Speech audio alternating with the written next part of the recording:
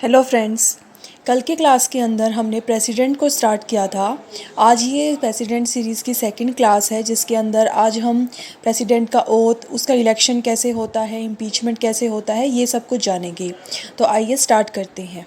सबसे पहले ओथ और एफर्मेशन ऑफ द प्रेसिडेंट यानी कि जो प्रेसिडेंट की ओथ है उसके बारे में जानते हैं। हमारे इंडियन कॉन्स्टिट्यूशन का जो आर्टिकल 60 है वो हमें बताता है कि जो प्रेसिडेंट की ओथ है वो कौन दिलाता है, यानी कि उसको जो शपथ है वो कौन दिलाता है। तो वो चीफ जस्टिस ऑफ इंडिया दिलाता है। लेकिन अगर chief justice of India absent है तो उसकी अब्सेंस में कौन दिलाएगा? सीनियर मोस्ट जज दिलाएगा, हमारे सुप्रीम कोर्ट का। फिर उसके बाद जो हमारा प्रेसिडेंट है वो शपथ लेता किस चीज़ की है? तो ये उसके कुछ प्रोविजंस हैं। Faithfully execute his office, preserve, protect and defend to the constitution and the law, devote himself to the service and wellbeing of the people. तो ये सारी शपथ है जो कि हमारा प्रेसिडेंट लेता है। आइए जानते हैं कि प्रेसिडेंट का इलेक्शन होता कैसे है। तो जब प्रेसिडेंट है वो इनडायरेक्टली इलेक्ट होता है by the members of electoral college, यानी कि जो हमारा प्रेसिडेंट है वो डायरेक्टली नहीं बल्कि इनडायरेक्टली चुने जाते हैं एक इलेक्टोरल कॉलेज के द्वारा। और इस इलेक्टोरल कॉलेज में, इस इलेक्टोरल कॉलेजियम में होता कौन कौन है?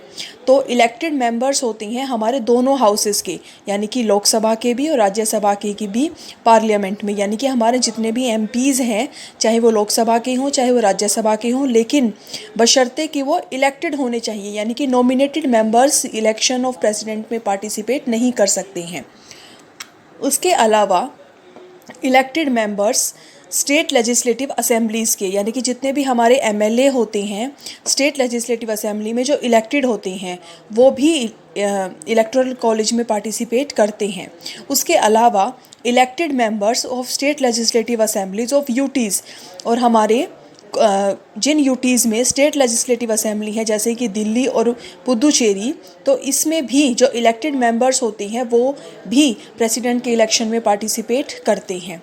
और ये जो यूटीज़ वाला जो क्लोज है, यानी कि जो elected members of state legislative assembly है यूटीज़ में, ये क्लोज मतलब डाला गया था 17th कॉन्स्टिट्यूशनल अमेंडमेंट एक्ट के द्वारा, जो कि 1992 में हुआ था। आई होप आपको ये समझ आया होगा इलेक्टोरल कॉलेज और कौन कौन इसमें पार्टिसिपेट करता है। इसका मतलब ये है कि इलेक्टेड मेंबर्स हमारे पार्लियामेंट के, elected members state legislative assembly के, और इलेक्टेड मेंबर्स यूटीज़ के जिसमें लेजिस्लेटिव असेंबली है। और कौन पार्टिसिपेट नहीं करता है? तो नॉमिनेटेड मेंबर्स पार्लियामेंट के, यानी कि राज्यसभा के और लोकसभा के जो नॉमिनेटेड मेंबर्स हैं जिनको प्रेसिडेंट चुनता है वो पार्टिसिपेट नहीं करते हैं।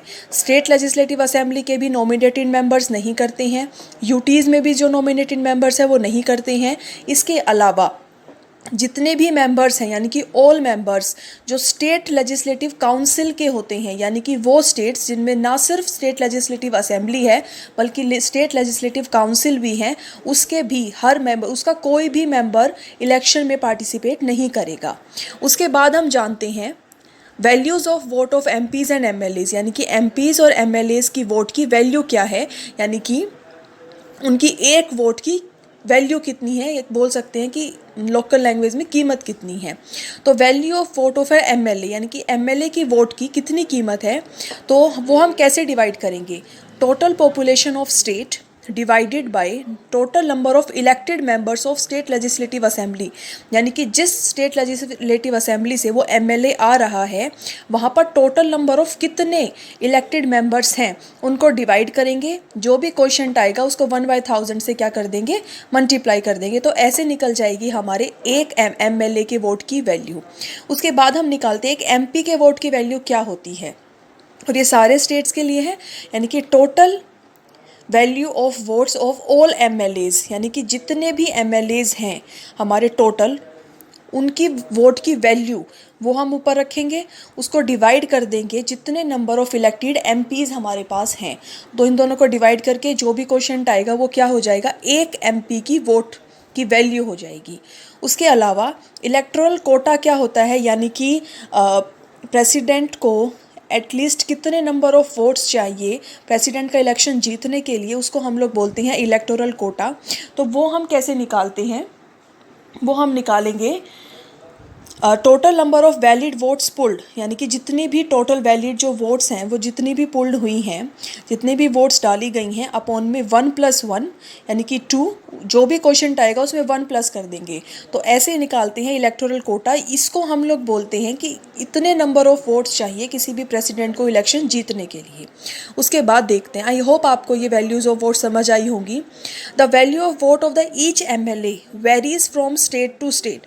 देखिए, MLA की जो वोट की वैल्यू है वो हर स्टेट के हिसाब से अलग अलग है। जैसे कि इसमें लिखा है स्टेट की पॉपुलेशन, हर स्टेट की पॉपुलेशन अलग अलग है, हर स्टेट के इलेक्टेड MPs MLAs अलग अलग हैं, इसीलिए यहाँ पर वोट की वैल्यू भी हर MLA की अलग अलग आएगी। लेकिन the value of vote of all the MPs in the same, क्योंकि सबके लिए सेम फॉर्मूला है। The voting is done in a secret ballot, और जो वोटिंग होती है वो सीक्रेट बैलेट के द्वारा होती है, यानी कि ओपन नहीं होती है। उसके बाद हम देखते हैं कि जो प्रेसिडेंट की वोट्स है उसकी काउंटिंग कैसे होती है।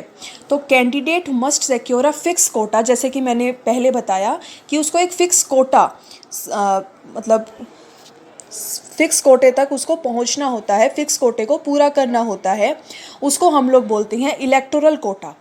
तो काउंटिंग कैसे होती है? The counting of votes takes place in rounds, यानी कि अलग अलग राउंड में होती है, यानी कि अलग अलग प्रेफरेंसेस होती हैं जिसमें हम अपनी प्रेफरेंस लिखते हैं। जैसे मान लो कि 4 कैंडिडेट हैं तो हम अपनी प्रेफरेंस लिखेंगे कि हम फर्स्ट नंबर पे किसको चाहते हैं, सेकंड नंबर पे किसको चाहते हैं, थर्ड पे किसको, फोर्थ पे किसको।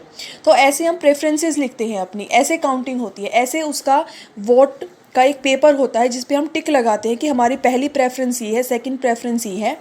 तो ऐसे तो क्या होता है, इन राउंड 1 पहले राउंड में ओनली फर्स्ट प्रेफरेंसेस, यानी कि कितने लोगों ने सिर्फ पहले फर्स्ट प्रेफरेंस चुना है इस वाले कैंडिडेट को, तो उसकी वोट गिनी जाएंगी। अगर पहली प्रेफरेंस पर ये इलेक्टोरल कोटा अगर वो कैंडिडेट पूरा कर लेता है तो वो प्रेसिडेंट चुना जाएगा।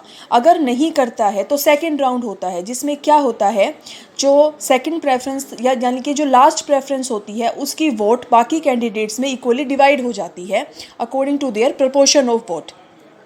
उसके बाद ये प्रोसेस चलती रहती है, ये प्रोसेस कंटिन्यू रहती है तब तक जब तक वो कैंडिडेट जो है वो कोटा को कोटा पूरा नहीं कर लेता है, तब तक ये काउंटिंग चलती रहती है।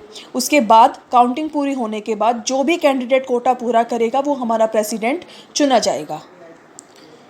इलेक्शन डिस्प्यूट्स भी हो जाते हैं, तो supreme court enquires into and decided on the doubts and disputes in the connection with the election of president. The decision of supreme court is final in this regard.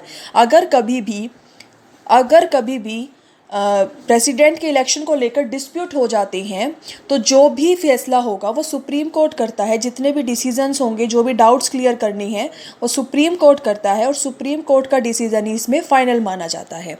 आइए अब हम बात करते हैं इम्पीचमेंट की, यानी कि हम अपने प्रेसिडेंट को कैसे इम्पीच करते हैं उसकी प्रोसेस के बारे में जानते हैं।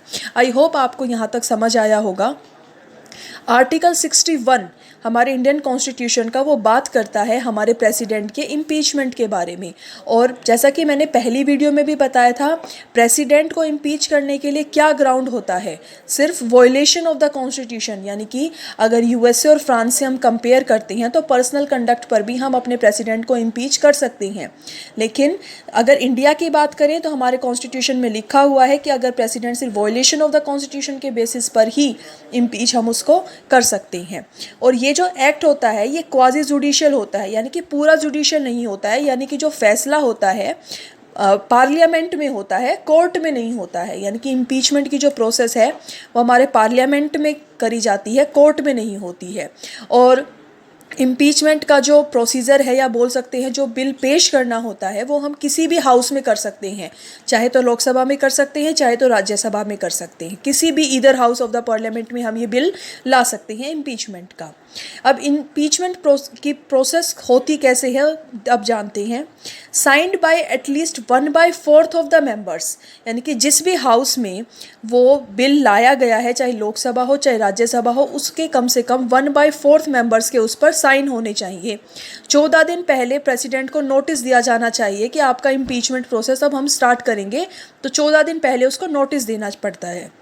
उसके बाद अगर वोटिंग होती है तो वोटिंग उस उस हाउस की जितनी भी मेंबरशिप है, जितनी भी टोटल मेंबर्स हैं, उसका टू थर्ड मतलब टोटल मेंबरशिप इतनी वोट आनी चाहिए प्रेसिडेंट के अगेंस्ट, तभी वो इम्पीच्ड हो पाएगा। ये प्रोसेस थी हमारे पहले हाउस की जिसमें बिल पेश हुआ है। अब जानते हैं दूसरे हाउस में क्या प्रोसेस होती है। अदर हाउस इन्वेस्टिगेट करेगा चार्जेस को, यानी कि जो भी पहला हाउस ने जो भी चार्जेस लगाए हैं, दूसरा हाउस उसको इन्वेस्टिगेट करेगा।